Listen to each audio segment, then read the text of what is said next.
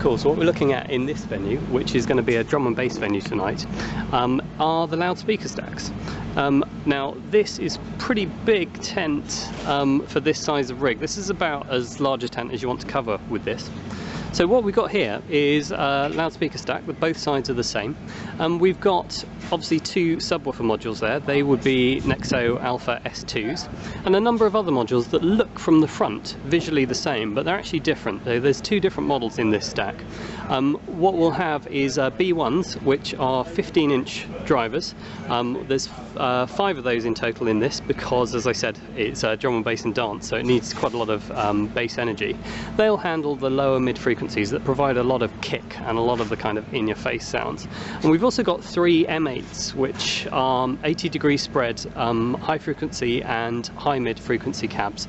And what we've got those is arrayed in a checkerboard. Now this is what Nexo recommend. In this sort of configuration you could argue that all the M8s should be in the same row, but it'll work okay.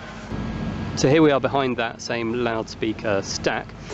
We can see the arrangements of cabinets that we've just described, which is the high frequency and the high mid in 3 cabs, and then 5 15-inch low mid drivers, and then 2 subwoofers. There's dual 18s in each of those. Now those 4 different frequency channels are fed from this amp rack, where the bottom 2 amps are Camco Vortex 6s. They're a little bit more powerful. That's more suited to subwoofers and to the low frequency cabs, especially when we've got as many as we have today. And a couple of Camco Vortex 4s to take care of the high frequency and the high mids.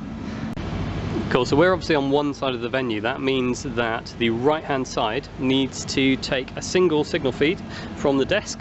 So the actual sound feed is coming in on 1 wire, which is providing an input. Now these are multi-purpose racks. We use them for a number of different jobs. So at the moment we have the 2 processors, which are Nexo NX241s, set up to split the full range signal that's coming in into the 4 different component frequencies that we want to send to the 4 different sorts of loudspeakers in the stack. And they can be muted and unmuted using the 4 mute buttons on the front of the controller. They then send the signals that they've split out into each of the 4 amplifiers.